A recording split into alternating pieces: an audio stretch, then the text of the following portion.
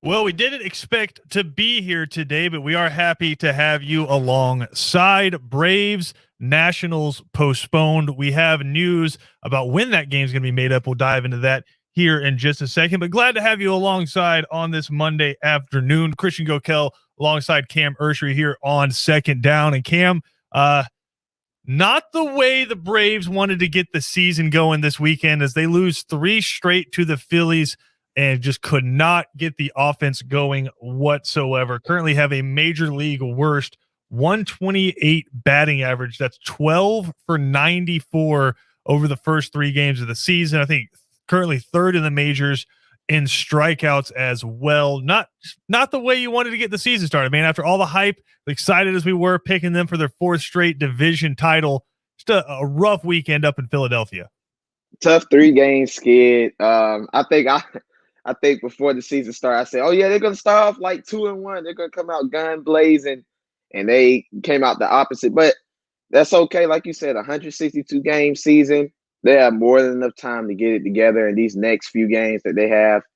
Probably go 500, try to get your groove back, and then make a little run here and there. But it's okay. Nothing too alarming.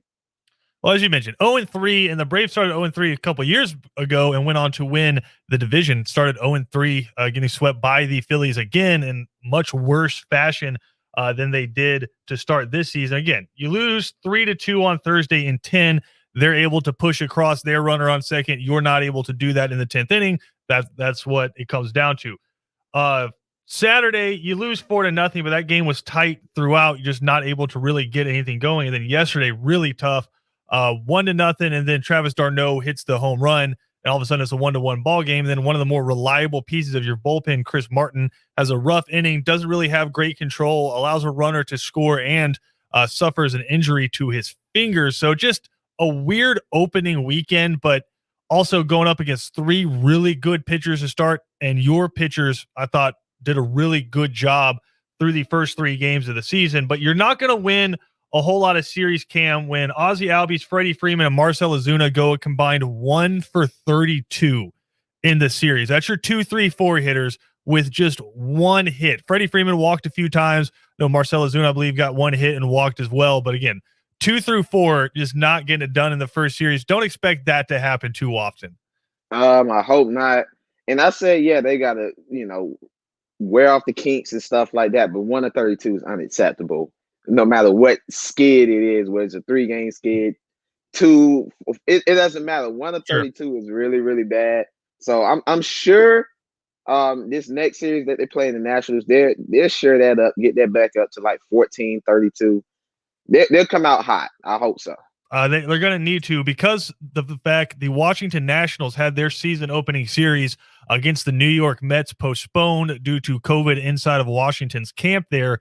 The Braves are going to have to face not just the 1, 2, and 3 pitchers for the Phillies. You're going to have to face 1, 2, and 3 for the Washington Nationals as well. So that means when the Braves get their season, or when the Nationals get their season started tomorrow against the Braves, it's going to be Max Scherzer, one of the best pitchers in baseball, coming out there against probably Drew Smyly for the Atlanta Braves, if I had to guess. And then, like I said, we have an update on what they're going to do because of today's game being postponed.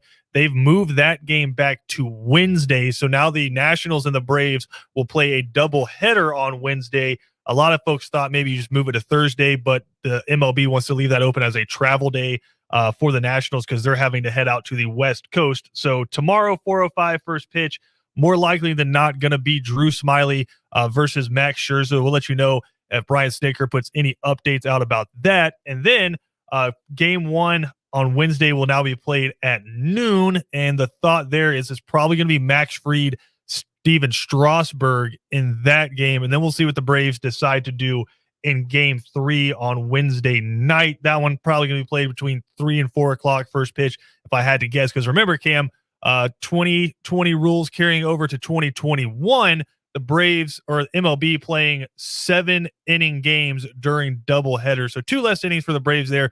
Don't necessarily need your starters to do quite as much in these games. So probably that second game going to end up seeing a bullpen game for the Atlanta Braves.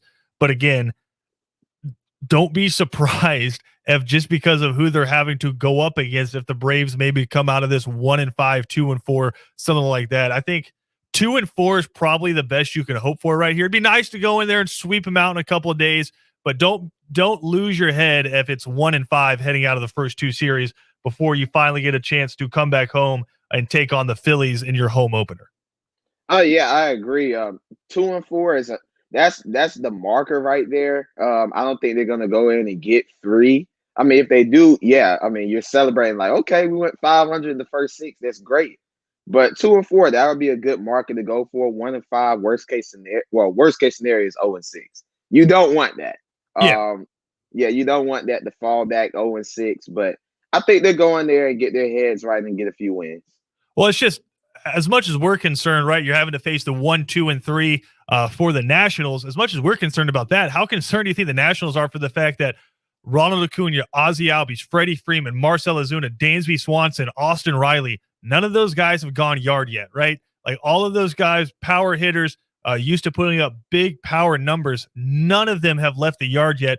The Braves actually only have one starter that has pushed across an RBI, and that's Travis d'Arnaud on his solo shot. So Ronald Acuna, Marcell Ozuna, none of those guys have RBIs, because if you remember back to game one, the 2-run shot that tied that up was Pablo Sandoval pinch hitting off the bench. So still just one RBI for the Braves starters right now, just one home run, and that from Travis d'Arnaud. So I got to think, as worried as the Braves are about maybe having to face Max Scherzer, Steven Strasburg after facing the 1, 2, and 3 from the Philadelphia Phillies, who were just nasty, the Nationals got to probably be a little bit concerned too, because BJ always said there's going to be a regression towards the mean, right? And when you have Albies, Freeman, and Ozuna going 1 for 32, you know there's a market correction coming.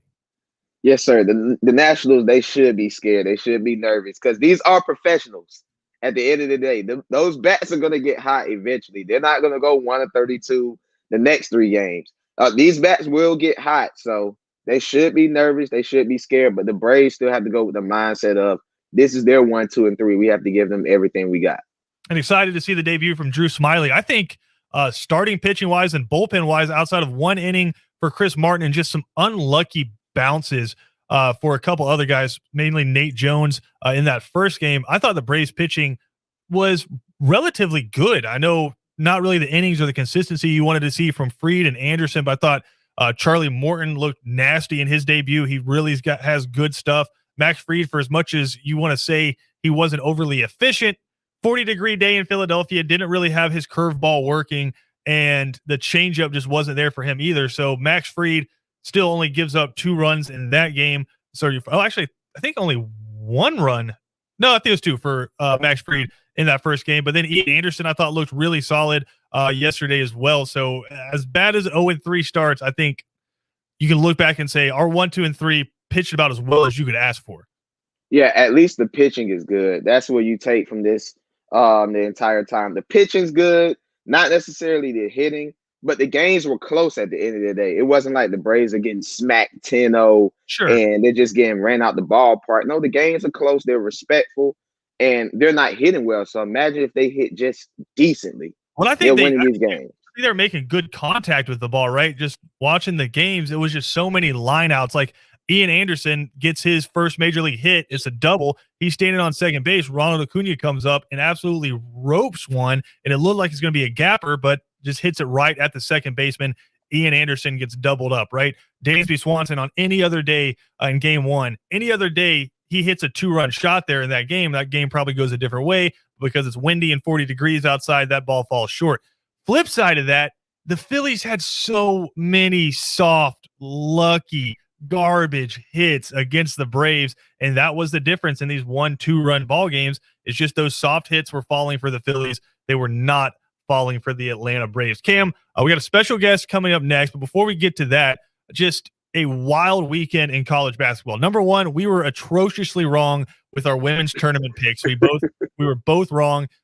Stanford ends up winning the national championship over Arizona. Both UConn and South Carolina, our 2 national championship game picks, get knocked out in the Final Four. And then on the flip side of that, you had a good game early in the day, but it was that second game, UCLA and Gonzaga, just back and forth, nuts game. And then you get the walk-off shot with 3 seconds left in overtime. I mean, couldn't ask for more in the Final Four.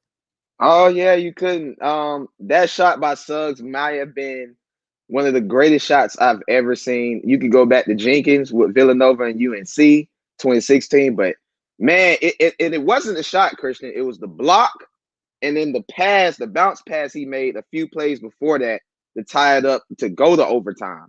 He's special, but that's tonight. That's gonna be the game. That's gonna be one of the best games we're gonna ever see tonight. Granted that we just saw that against UCLA a few nights ago. Yeah, and that is a 9:20 tip. We'll have full coverage of the game for you right here on ESPN Coastal, the national championship game. 1 seed Baylor against 1 seed Gonzaga. Cam, do you think that Final Four game maybe emotionally took it out of Gonzaga because Baylor is rolling right now? I think this is clearly going to be the toughest matchup they've had the entire tournament. Gonzaga needed that. Going into that game, they won 27 games in a row by double digits. So the fact that they got a close game right before the national championship, they needed that. I'm still staying pat with Gonzaga. Drew Timme is the best player in this tournament. He was a monster on the low post in the Final Four games, especially in overtime where he took over. So this benefited them, but this game is going to be close. Baylor is legit. Davion Mitchell from the 912, he could guard, and Jared Butler could play ball. So it's going to be really good. I was going to ask, how big is Davion Mitchell going to have to be in this game against that attack from Gonzaga? Because he's arguably the best defensive player in college basketball, at least from his position. Yeah, he definitely is, and I hope he got the matches up. Naismith Trophy, so I mean, he can put that claim up there. Yeah, I hope he matches up against Suggs. That's what I want to see. Can Suggs match up against the best defensive player in the country, and Davion Mitchell match up who I think is the best player and the best point guard in the country. I haven't seen Suggs get rattled. I just can't wait for the matchup. It's 1 through 5. It's going to be perfect. Yeah, again, Davion Mitchell out of Liberty County, and he's the first player since 1987 with double-digit assists and no turnovers in a Final Four game. And his 11 assists are the most in a men's Final Four game since 2003. That courtesy of ESPN Stats and Info. We got more to come here on Second Down. Special guests coming up. The folks in Savannah will immediately recognize this voice. We haven't had him on in a while. We miss him. So we want to get him on, let him talk about the national championship game coming up tonight. And then we'll get into some draft scenarios for the Atlanta Falcons. Maybe the situation's starting to firm up a little bit for the Falcons. So we'll dive into those scenarios when we come back. Second Down, Christian Gokel alongside Cam Urshery here. We'll be right back after this.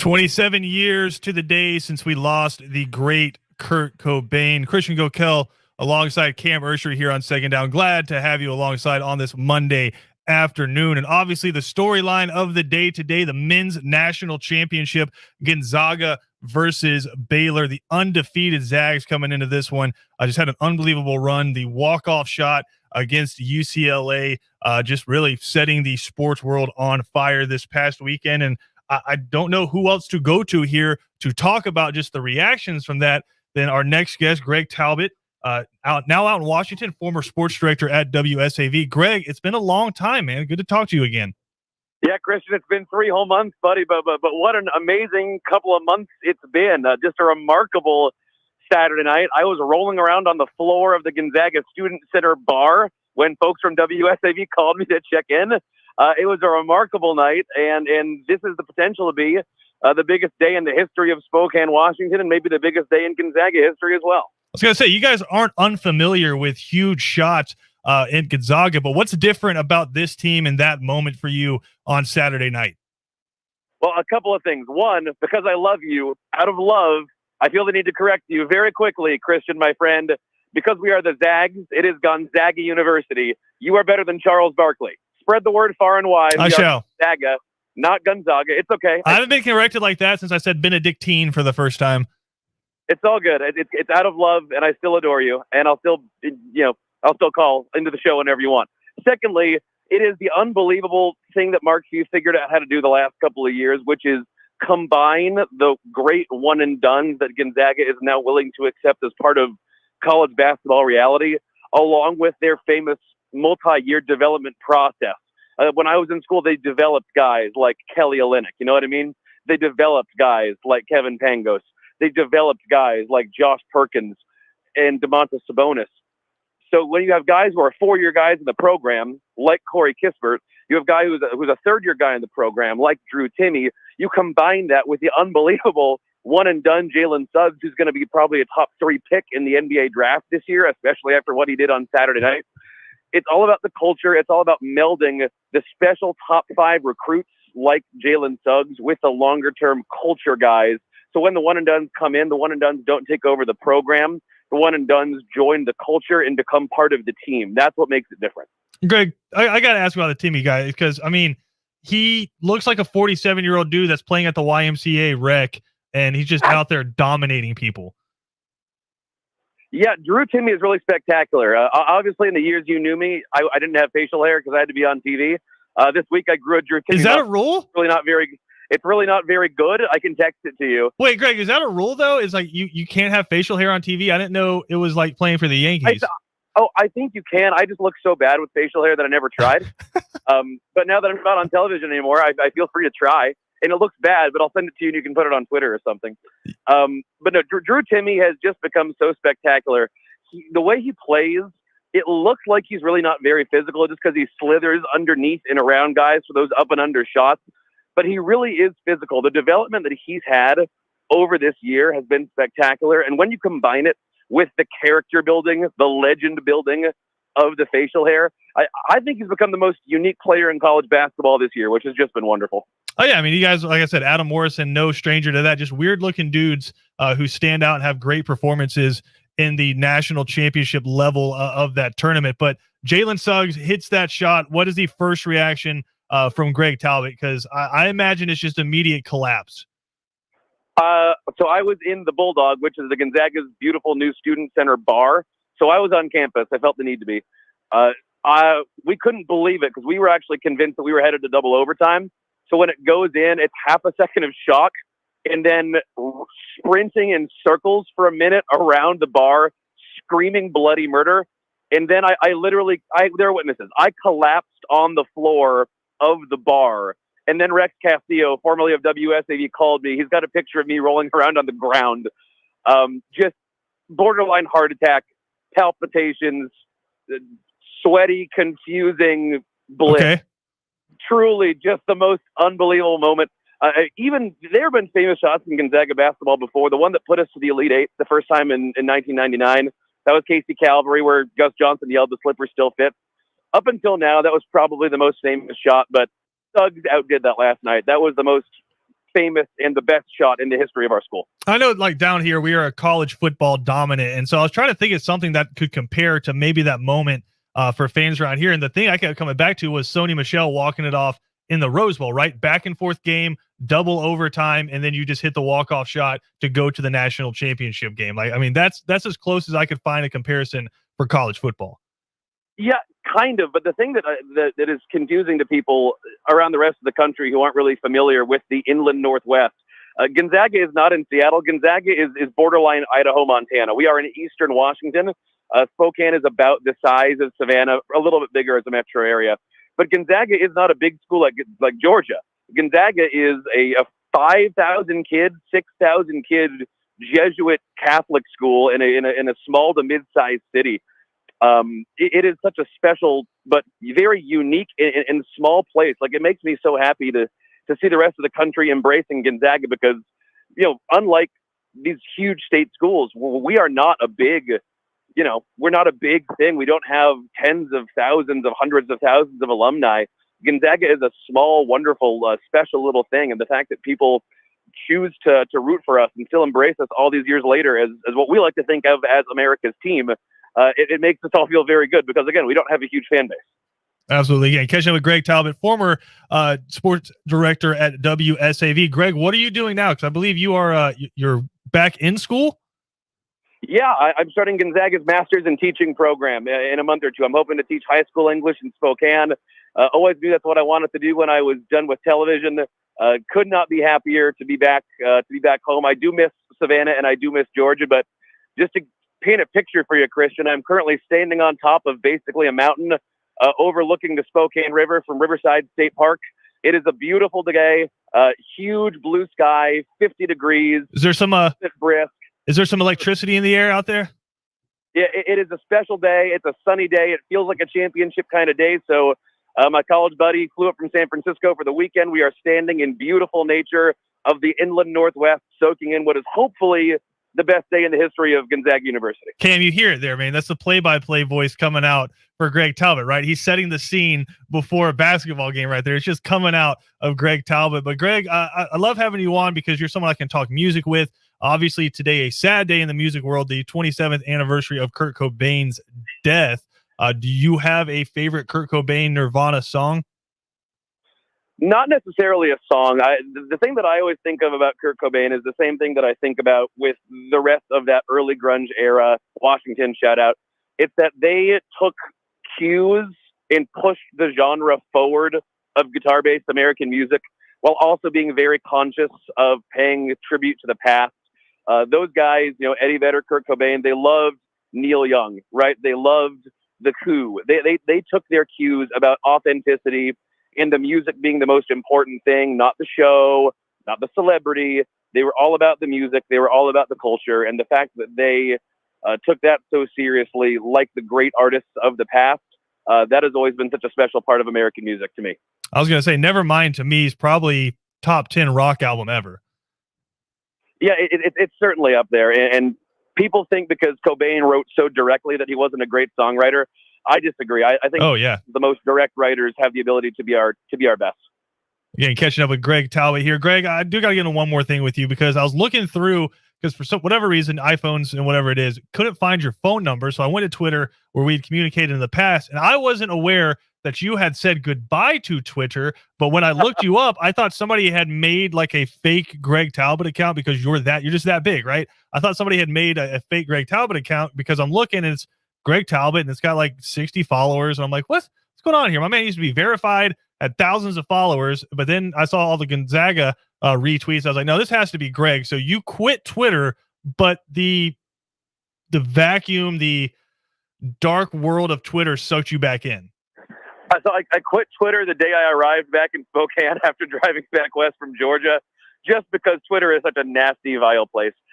And what I found is that two things. One, I missed having an outlet for Gonzaga basketball love. I felt restricted just being around the people next to me and the people who text me during the games. That felt not quite big enough.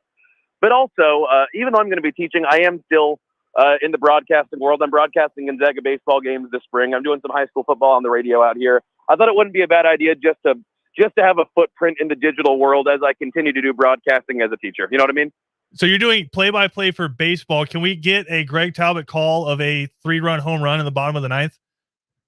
I'll tell you what. What's even easier is I called the Grand Slam this last weekend when Gonzaga played Pacific. How about I send that to you on Twitter and you can put it out there? Yeah, we'll put it out there again. Greg Talbot, kind enough to join us. Greg, we need a prediction for tonight. I don't know if you're afraid to do that because you don't want to jinx it. I know I sure as hell won't. But if you want to put a prediction out there, we'd be glad to have it.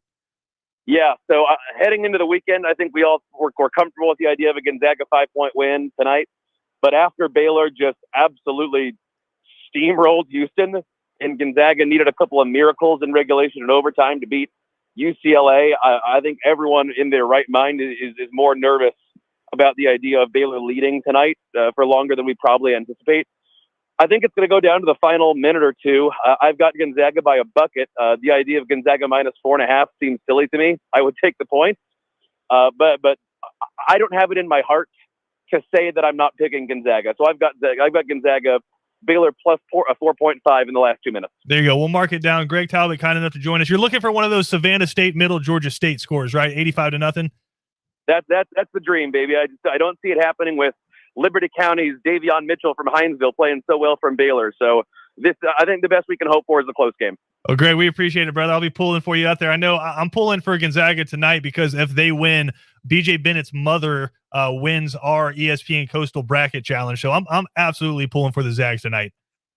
All right, good to talk to you, buddy. It's a great day to be a Zag. Go GU, and call me again on Tuesday, okay? There we go. Greg Talbot, kind enough to join us here. I mean, Cam, the excitement, the electricity, the passion. He's overlooking a mountain, the blue skies out there for Greg. I'm happy for him, man. I'm happy that he has a chance to watch his team in a championship game. I mean, the last time I got to watch one of my teams in a championship game, it just absolutely ripped my heart out, and I'm still recovering from it. But just there's a different level of excitement, right? When you get to sit there and watch your team play in the championship game, the entire country is watching your team. That's a different level of excitement, but also just anxiety through the roof. Definitely. And this is a one and done tournament. It's not a 7-game series like NBA. This is the ultimate tournament in all the sports. One and done. Whoever takes it home that night, it's gonna be good. I'm ready, and I'm with Greg. I got Gonzaga by a bucket. So how about Twitter sucking Greg back in just because he missed the sports hot takes? I mean, that's why everybody's on Twitter anyway, right? No one's there for the news. No one's there for the weather, the political stuff. We're there for the sports hot takes, and it sucks you back in. You can't get away from it. Yeah, I talk to my friends all the time. Man, you seen that funny tweet like all these comedians make? I'm like, man, dude, I'm on social media now to talk sports. Like, I know you guys get annoyed by it, but come in and have some fun talking about it. It's a sports network, man. That's right. That's right. Greg Talbot, kind enough to join us here. I know we miss him in Savannah, but happy he's doing so well back in his home state of Washington. We got more to come here on Second Down. Some interesting scenarios popping up for the Atlanta Falcons now. We'll dive into those when we come back right here on Second Down.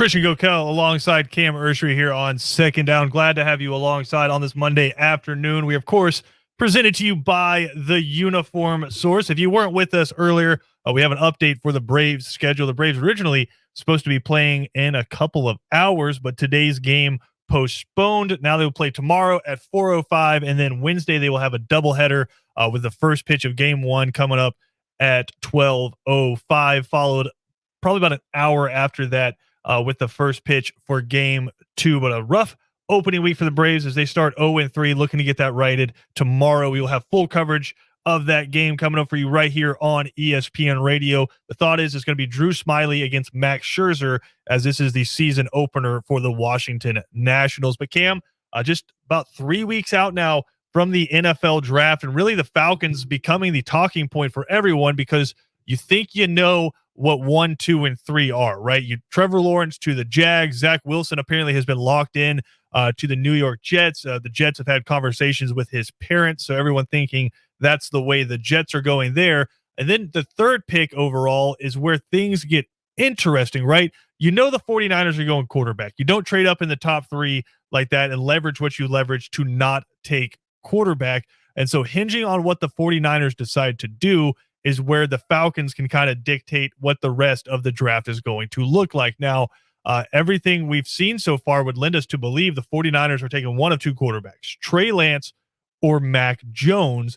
And so that would leave the Atlanta Falcons with who I would imagine their top 3 prospects being Justin Fields, Penei Sewell out of Oregon, and Kyle Pitts, the freak of an athlete tight end out of Florida. I wanted to give you a couple scenarios and see what you would do with that 4th pick. Number 1, if it goes chalk, if it goes Lawrence, Wilson, Fields, 1, 2, 3. If you're the Atlanta Falcons, what are you doing with that 4th pick? With that 4th pick, I know it sounds boring to some people, but I'll go Penei Sewell. Getting Kyle Pitts, yeah. I like Kyle Pitts. Don't get me wrong. Adding another weapon to that offense would be cool, but you got to protect your quarterback. Matt Ryan's been getting beat up for a while. 50 sacks just a few years ago. I would go number 4 with Sewell. Yeah, and Matt Ryan, the most hit quarterback in the NFL last year. So would not be a bad pick. It's one of those picks where you'd be like, but you can't argue it against it, right? It's Penei Sewell.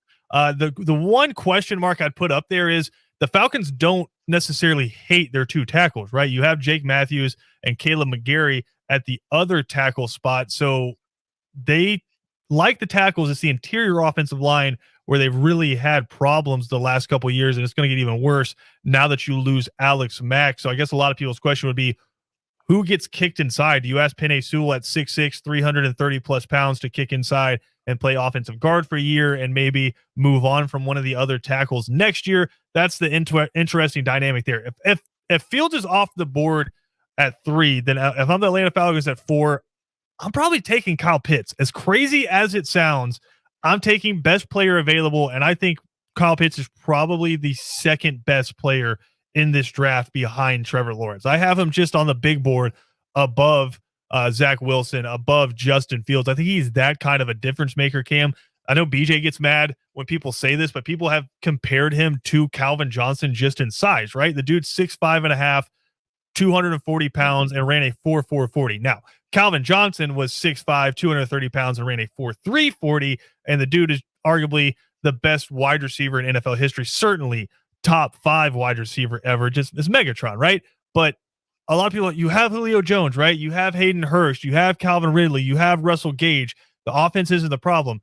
The offense in and of itself isn't the problem between the 20s, but when you get into the red zone, the Falcons have struggled mightily the past few years.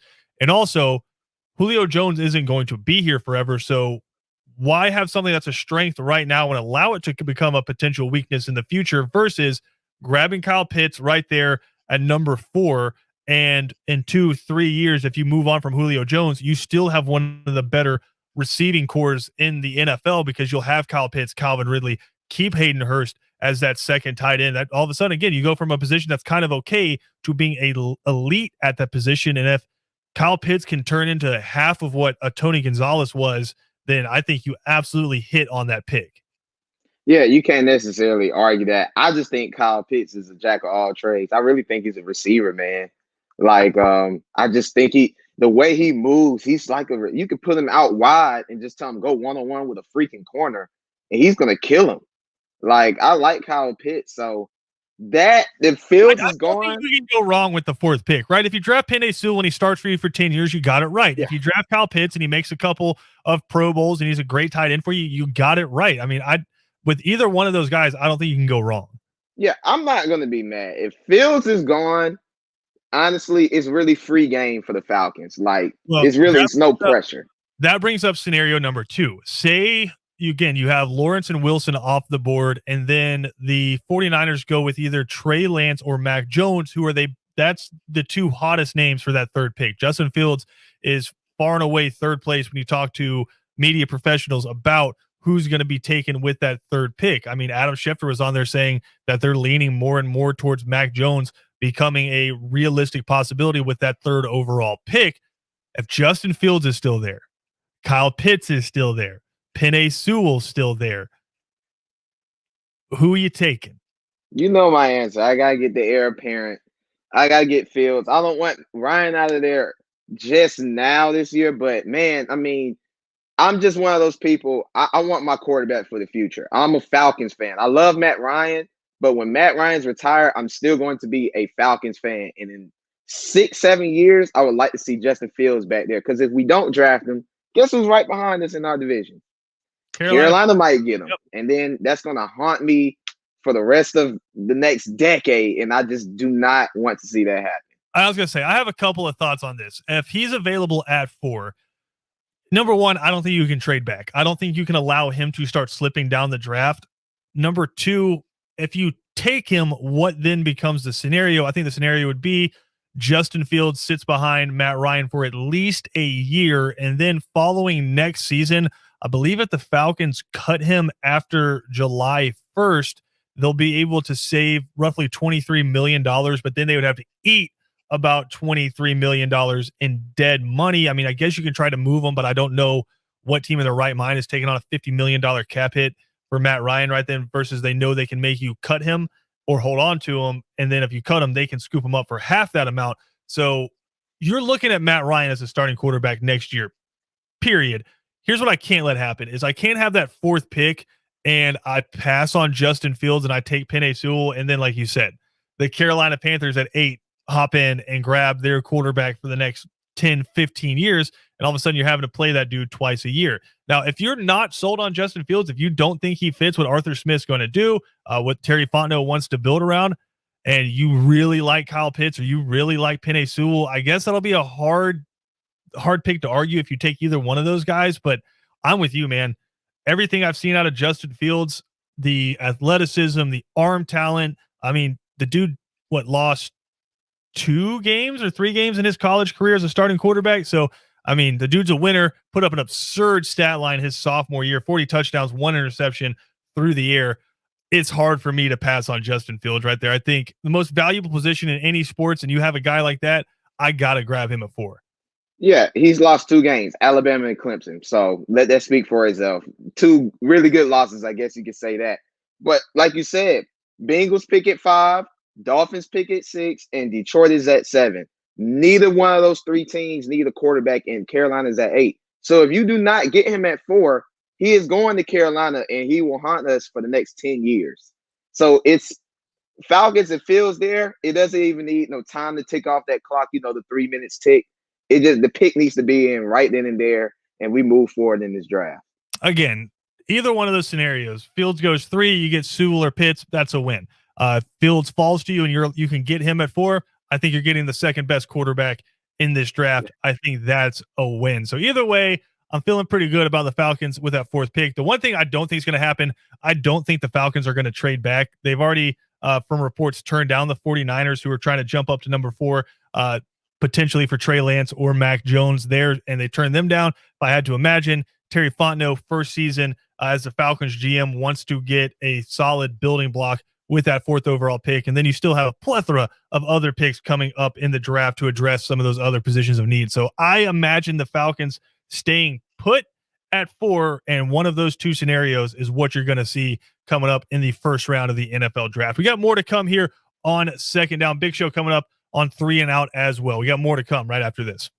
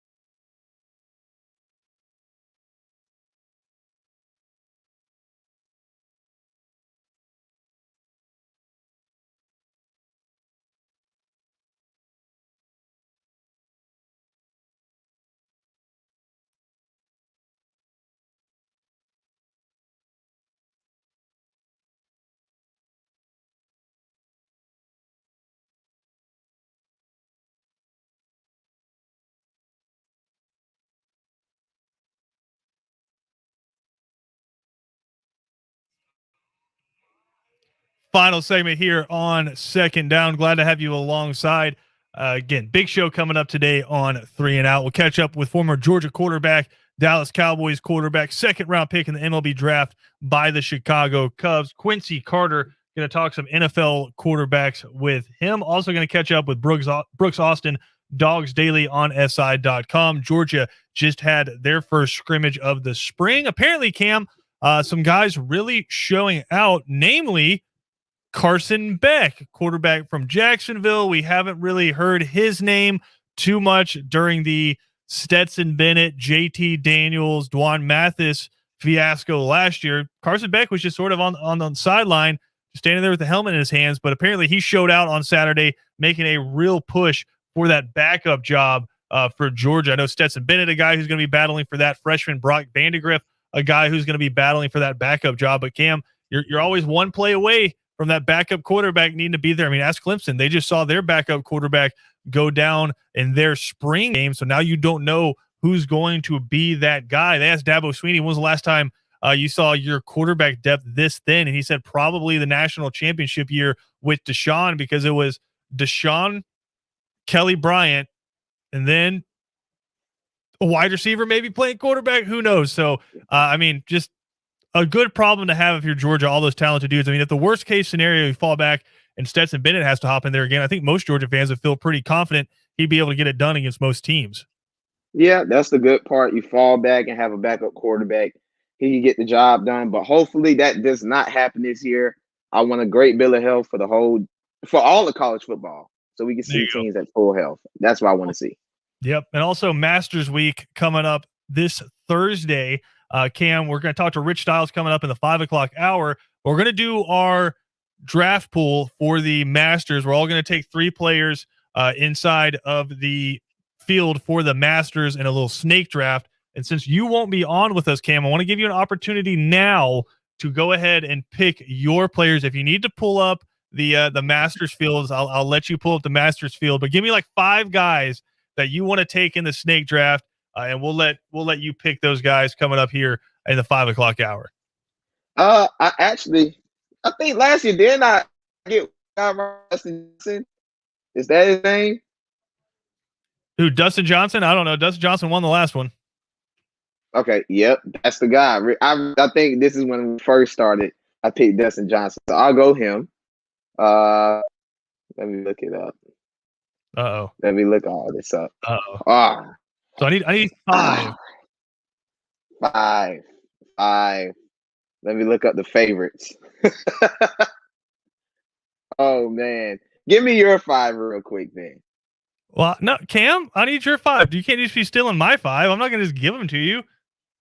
I might need a little time. I'll let you text it to me. I mean, Jordan Spieth won this past weekend. Justin Thomas has been playing out of his mind. Bryson DeChambeau is going to try to overpower the course again. Good luck with that at Augusta National. But there's a lot of names out there. Rory McIlroy, okay. He's been having a tough time lately. Patrick Reed has won it before. Can Lefty do it for the old guys? I mean, there's a ton of names out there. I got some guys right here. Okay. I got Dustin Johnson. That's my guy right there. He got me right last time. I'll go Jordan Spieth. Spieth. Okay. Rory McIlroy. Okay. Rory McIlroy. I know that name. Actually, the Patrick Reed. That's right. My 2081. And because this guy has just the coolest name, I've heard you say his name before. Huh? I said quick. Oh, Bryson DeChambeau. There we go. We'll see you tomorrow.